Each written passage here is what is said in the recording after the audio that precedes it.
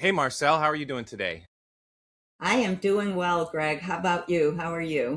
I am doing awesome. Thank you so much for coming on the podcast. I've been looking forward to speaking with you. Uh, Likewise, I'm excited to be here.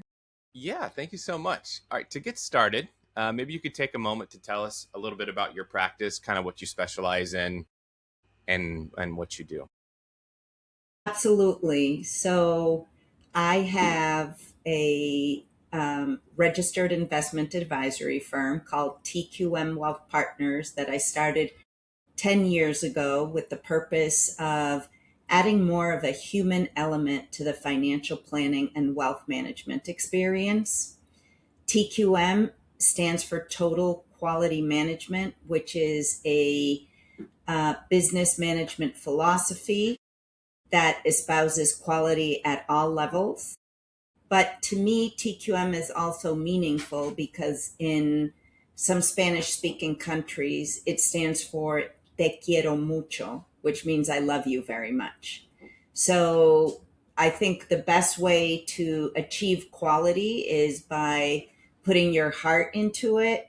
And that's what we do for our clients. We help them have clarity around their finances. We act as their personal CFO so they can make educated decisions that give them confidence in what they are doing and give them as much control as possible throughout the process. I love it. I love it. Okay. Well, maybe you could take a moment and explain kind of what inspired you more to do this. I know that you said that the human side was very important to you. But maybe we could go into a little bit more about your inspiration for starting the firm and a little bit more about that. Yeah, so my lifelong dream, at least till my early 20s, had been to work in the United Nations because I wanted to make a difference in the lives of others. And just some personal experiences led me to believe that that's the space where I could have impact. But life often has other plans. And I found myself in a situation where I needed to provide for my children as a single mother.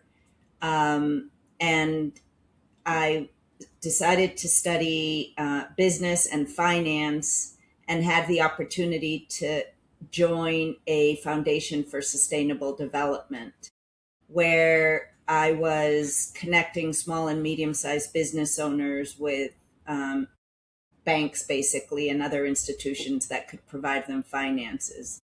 Bottom line, without going into all the details, is that what I learned is that people have different experiences and different relationships with their money. And my journey led me to work with very successful people who had created wealth, wanted to make good decisions, very smart at what they did and what they were doing, but definitely needed guidance to optimize, to create efficiencies, and to allow them to focus on the things that they're good at and that they enjoy doing. And so many years in financial services and working at brokerage firms as a financial advisor. The one thing I noticed, in my opinion, was missing the most was um, seeing the person behind the numbers and actually Mm. putting the person in front of the numbers. Because what is money if it's not a tool for us to improve the quality of our lives and to help our loved ones and ultimately to help others? Absolutely, I love that. I love focusing on the things that you're good at. People have different relationships with money. That's very true. All right, well, let's go into a little bit more about kind of who you work with. Maybe you could take a moment to describe the kind of person who comes to you. What's a typical situation that they need you to lead them through? You mentioned that, they're smart, sometimes business owners, really busy. But yeah, maybe you could just take a moment to talk about like what's a typical Yeah, my experience has resulted in that people are coming to me oftentimes when they have come into a lot of money. Maybe it's because they sold a business, maybe because they've reached a point where they have so many stock options or restricted stock units, RSUs. Oftentimes it's due to a divorce and, or, somebody's lost a spouse or parents, and ultimately the common thread is suddenly they see themselves in a situation where they have a lot of money, and they may have spent a lot of time building towards that moment, or they may be surprised to find themselves in the situation, or somewhere in the middle. But regardless of where they are in their journey, what they really want is clarity. They want to understand, is this money going to last them, an X number of years? Can they spend at a certain level without putting themselves at risk? Are they paying too much in taxes, which is one of the big areas where we like to focus on, because we strategize so for tax minimization purposes. And are they taking too much risk? But the interesting thing is oftentimes clients that we work with, they're coming because they're maybe wondering if they're asking the right questions. Hmm. What is it that I don't know that I should be aware of? Sometimes they may already be working with another financial advisor, wealth manager, and it's not that the relationship has gone sour. Most of the time, it's, am I covering everything I should be covering? And they come to us through referrals. They come through us because they heard, our approach is comprehensive. So they understand that we're not just going to look at their portfolio, which ultimately is their financial capital. We're also going to look at their human capital, which is their earnings, wherever that money is coming from that they're earning. We're going to look at their social capital, which usually is Social Security, could be a pension. And we're going to look at other sources of capital, sometimes licensing deals, royalties, rental income. And we're going to look at all Nice. of that, yes, in present value, to make sure that they can do the things that are most important to them, um, with confidence, without the fear that, things are going to change because a scenario like 2008 happens. And I can speak more to that, but that in essence is how the kind of people that are coming to us. Okay. No. Yeah. Let's. Maybe we could talk more about that. What we want to do right now is just understand more about like your clients, where they are when they come to you, what keeps them up at night. You said that some of the questions that they ask are like, am I paying too much tax? Am I going to be okay? Am I taking too much risk? I don't know what I don't know. Am I even asking the right questions? Right. Yes. These are all really important things that it sounds like they come to you for. How Yes. about maybe a specific situation? Um, are there any specific situations that people typically come to you that they need you to lead them through? What is there something that what's the most common one? What's Um, keeping them up at night?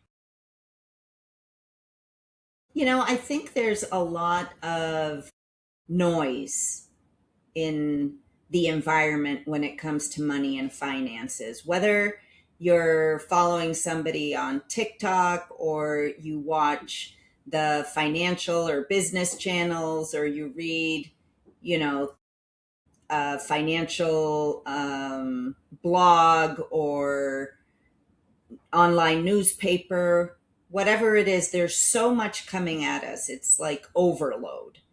Um, And I think people start to wonder is what people start to wonder, and what I hear from people is, I heard that I should be in these kinds of stocks, or that this is not a good time to be in the market, or, that I shouldn't have any debt. And sometimes debt is a bad thing, but sometimes debt can help you create more wealth if you use the right type of debt.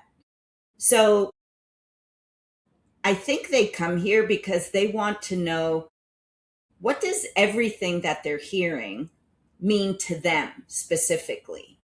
Mm-hmm. And oftentimes they come with a position already. We should own XYZ stocks, the AI stocks, the tech stocks, or they may have trusts that own certain investments for their children or grandchildren. The thing that I tell these clients and I tell people is, what you're reading could or could not be accurate, but it's definitely not tailored to you. Because Right. whether it's social media, whether it's traditional media, whether it's, newspapers or magazines, blogs, or anything online, um, they're speaking to a general audience. And what those outlets have in common is that they're looking for viewers. For So they can example, sell advertisements. Yeah. yes, they have a duty to their advertisers to get as many viewers as they can. They don't have a duty to their audience. And I'm not saying they're necessarily being irresponsible, although, I just caution people, look at your sources of what you're reading. And, there are many stories where people have regretted following some general piece of advice, or someone who sounded smart but maybe didn't have the credentials to back it up or the experience to back it up. What is important is to have someone who's sitting on your side of the table, whose only interest is your success. And that's where we come in. We are fiduciaries, which means we're not only obligated to do what's in our client's best interest, it's an ethical standard, it's a legal standard, and it's a moral standard for us. So, what may be the right thing for your neighbor or for someone you spoke to at a cocktail party may not be the right thing, but it's good to explore, right? Bring those questions to us. Let's have those conversations. What does it mean to you? How does it impact your financial life and well being? Sure. And it's obviously, important to you get to know your clients, better understand who they are, how they think, what their individual and unique situation is, so that you can tailor your recommendations, help kind of calm the noise. And then, as you said, I think, sit on their side of the table and advocate in their what you believe to be in their personal best interests based on what you know about them. And that's what a fiduciary means, right? That's what it means, Greg. But it has to go beyond what I believe. I have to be able to back it up. And that's why financial planning is core to what we do. So, how do I know that uh, a portfolio is invested in the right way for a client? The only way I can know is if I've done the work of looking at all of their financial life. It's like going to a doctor. How does the doctor know to treat you with XYZ medicine for whatever it is that you need if they don't know other areas of your health, right? They could give you a medicine for, I don't know, I'm not obviously a doctor, but let's say they give you a medicine for cholesterol, but if you have high blood pressure, maybe that medicine is not the right one because it could spike up your blood pressure. That's just an example to say, just like in medicine and finance, knowing all the different areas, both of what is going on and where the client wants to get to is so important in order to provide that guidance. So, for example, we work with some families who own a lot of real estate, and they're not coming to us for us to manage their real estate portfolio. Usually, what they're coming to us for is to design a financial plan that shows them the impact of selling certain properties, and maybe they don't want to be in real estate anymore because they're ready to just enjoy life and stop, you know, the stress of what they've enjoyed and been successful at for many years, but they're ready to wind down, if you will. But there's going to be a Get off the lot of treadmill. Get off the treadmill, so to speak. exactly. Yeah. Yes, but there could be a lot of tax consequences if it's not structured properly. They also want to make sure that as they plan for their children, what they're going to leave their children, that they're actually helping and not hindering their children. And it sounds almost obvious that, you know, or people often think, well, if I give my children money, then I'm helping them. Is that always the case? No. What if you give to the child at the wrong time? When, you know, they're in the middle of a divorce or a lawsuit, or if they have an addiction, or if they're spendthrifts. So how do you protect your children from too much money at the wrong time, or too much money, period? And from, you know, if they're younger, from giving them everything. And that is a common theme among my clients is, I don't want my children to lose motivation. Of course, I want them to enjoy a good life, a comfortable life. And parents are often proud to be able to do for their children what their own parents weren't able to do for them. And that's all good. But having those conversations that go beyond money, the impact it has on the relationship between the parent and the child, on the future of the child, the psyche of the child, so on and so forth. So, I think it's probably a long-winded answer to your question, but hopefully, yeah, those are No, kind of the things that worry clients. no, I mean, that was really helpful, especially when you're talking about, you know, the impact of wealth on children. Um, you know, one of the things that we do is we interview a lot of our clients. So we work with a lot of independent financial advisors, and we interview their clients to learn more about, you know, how they work with the advisor. And a common theme, especially when children come up, is, you know, um, wanting to pass on money in a way that helps their children also form their own identity, go through their own journey, their own story, their own transformation. And oftentimes, first generation wealth creators grow a lot because they've made that decision. And that transformation creates a lot of internal growth, a lot of struggle, a lot of hardship that you overcome on your journey to build that wealth. And if your children don't experience that to some sort of degree on their own, it can create a lot of problems. I think this is just personal observations on my own. Yeah. I think that's a lot of something that a lot of parents will think about. So, but let's take a let's move on a little bit. Let's talk a little bit about how your clients typically find you. So we've talked about, you know, how they what's on their mind when they find you, but how do they typically find you? You said, I think you get a lot of referrals from existing clients. Is that the main way? I would say it's one of the main ways. Another way they find me is through speaking engagements like this, or, you know, at a conference or a workshop, etc. Um, I'd say some of them may find me online through our website. Maybe they read something that is in our insights section. Um, but yeah, I'd say it's mostly through referrals and through our participation in different on different platforms. But usually, it's not just like, you know, a reel or I don't know, small. I, I'm trying to think of X, what they're called, tweets, but they're not tweets anymore. I'm not sure if they're still called tweets or not. It's not that. Yeah, I don't know what they're called anymore. I have no idea. Yeah. Yeah. So it sounds like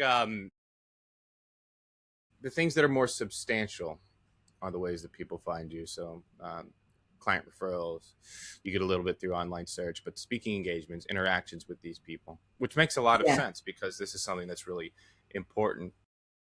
All right, so I wanna move forward and make sure we have enough time to get through all the questions. But I want to take a second to understand more about your vision and where you're taking your practice. So maybe give us a little bit of a glimpse of the future. When it comes to your practice, where do you see it in the next 1 to 3 years? What's your vision? Are there any goals you're working on? Yeah, we have very specific goals. Our primary goal is to continue to enhance the client experience. Our existing clients are our primary focus, making sure that they continue to receive the level of service that we've accustomed them to and that they deserve. And then that translates into anyone new coming through the door receiving that same level of experience. And I think it's very important to stay focused on that. If we're going to espouse total quality management, as I said at the beginning, means quality happens at all levels. It's, how you answer the phone, how you answer an email, how you deliver a service, what ideas you bring to the table, how well coordinated is the team from onboarding to continual communication and service. One thing we've developed with this in mind is a cadence where, at a minimum, we are meeting in the spring and in the fall with every single client. So that means that as we grow, our team has to be able to have the capacity, or we have to bring in new team members. And and obviously we are meeting with our clients more often than that because we meet with them based on when they want to meet, but we are giving them a certain structure so that they know, oh, it's the spring, I'm gathering all my tax documents.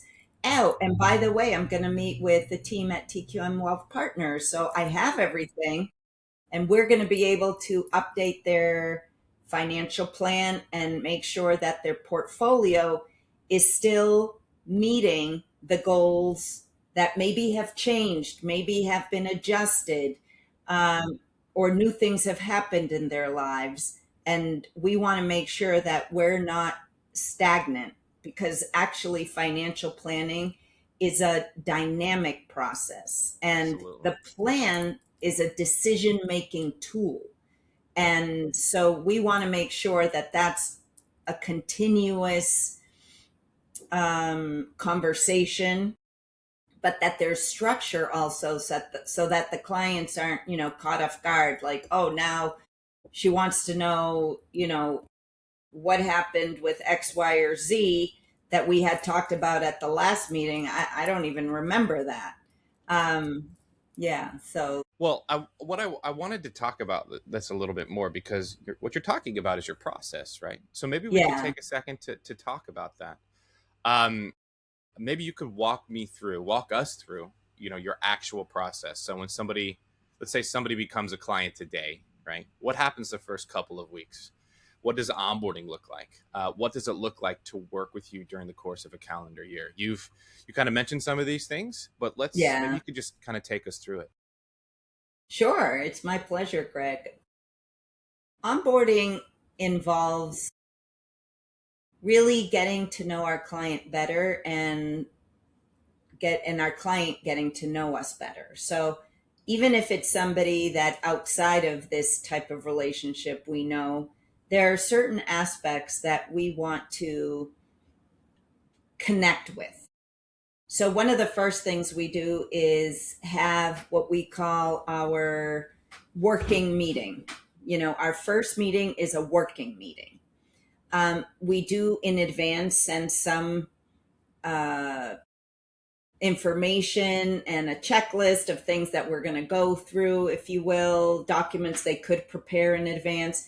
But we know that our clients are really busy people. Hmm. So in that meeting, instead of saying, um, you know, you're going to send me all these documents, which some clients like to do that. And we have, we create their portal where they upload those documents. If I wait for the client to have time to do that, things may never or will often take a long time in moving forward. So in that working meeting, the client has his or her laptop with them. If it's a couple, they each have their laptops with them. Um, Maybe it's a meeting online and they're, working off of their computer there. Maybe they've come to the office and brought their laptops, or maybe we've gone to their home and that's where we're doing it. But the important thing is that that's where we're going through the list together. So instead of giving them homework, it's a collaboration. Yeah. And we're saying, okay, we do need to see your 401k statement. They may be downloading it during that meeting. But basically, what we've done is we've created this dedicated time for them to do something, but for us to be able to ask them questions along the way. There is something that we do ask them to reflect on that is not financial related, at least not in an obvious way. But we ask if it's if it's spouses, for example, we'll ask each of them to fill out a values questionnaire. It's very short, very to the point, but we're asking them to pick out their top 5 values and then put them in order from the most important to the, I wouldn't say least important, but to prioritize them. So that when we start building their financial plan, we remember that, for, Greg, adventure is really important. But for Sally, you know, security is really important. So how are we going to balance that in those That sounds like an interesting conversation to have. Yes, How are we yes, gonna they balance are. They're adventure with so security? interesting. Absolutely. And then after we've gathered the information from the client, we create a draft financial plan that we're going to present to the client, usually it'll be in 10 to 15 business days, depending on schedules. But as long as we have all that information, why a draft plan instead of a final plan? Because now we're going to talk through the plan and we're going to discover whether the client would be comfortable with some preliminary recommendations. So, for example, if I have to tell a family, you can't buy that vacation home this year, and these are people who are very successful and don't expect a delay. And if I'm saying you can't do it, it's not because they need my permission. I'm talking from a financial perspective. And I have to be able to say, these are the reasons why I recommend you wait a year, because, this other money is going to come in. It's going to make more financial sense. Ultimately, we are the CFO and they are the CEOs of their lives. So we're giving them the data, the information, and we're showing them the potential outcomes. Whatever they decide is always going to be the right thing for them, even if it's not what we recommended. Now, there's, I guess, a caveat to that. There could be times where clients are taking on too much risk or unnecessary risk, and we can see that that is not the right thing for them, but that's ultimately their decision. I would say we are successful in helping them understand when to reel things in, when to delay something, or when to reconsider something. And they're wise people, and as long as we Yeah. can show them why and what the alternative, and that's the beauty of financial planning. You see outcomes before you pull the trigger, right? The other thing that happens in our process is that now we're going to look at the investments within the framework of their financial plan. It's not that they're going to have the asset allocation, 60/40, because that's what everybody else has and what everybody feels comfortable with. Maybe the right allocation for them is 50/50 or 70/30, but it's only decided by what their actual needs are. What's their minimum required rate of return for them to meet their goals? What is their liquidity need? What is the capacity they have to take on risk versus their tolerance for risk?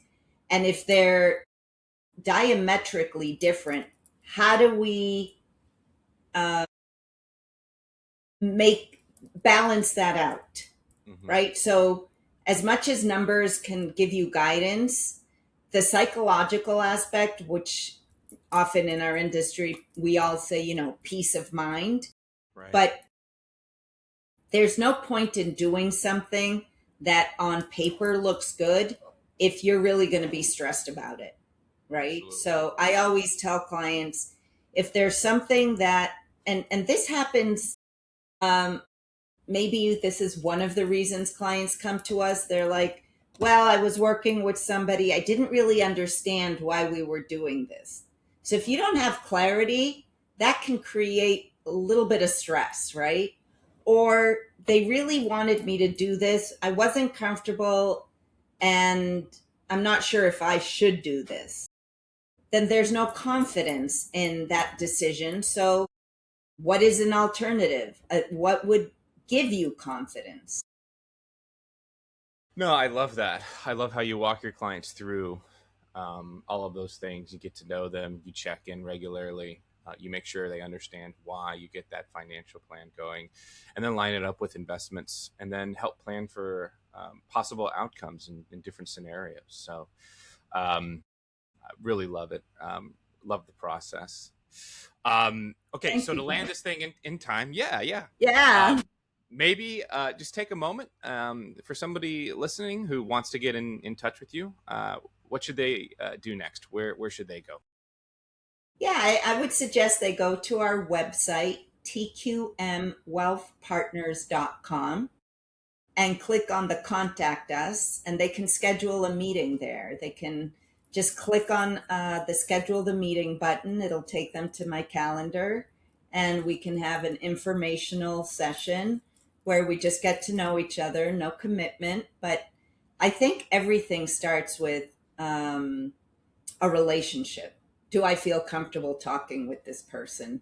Because money is a very intimate issue. So take the time to have the conversation, whether it's with me or with someone else.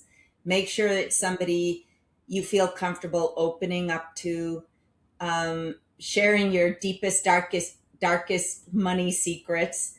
One thing I love hearing from my clients is, it's good talking to you because I don't feel judged. The Yeah. last thing we want is to work with someone who's like, oh, you did that, or you did this other thing, or you bought that, or whatever it is. Who am I to judge? That's not my role. My role is to help guide and to help create clarity. But whatever the client does, ultimately they own that. And I'm there to, you know, cheer them on, help them out, and give them that sense of control, which is completely judgment free. I love it, and that's one of the reasons why they come to you. I'm sure because they also feel safe.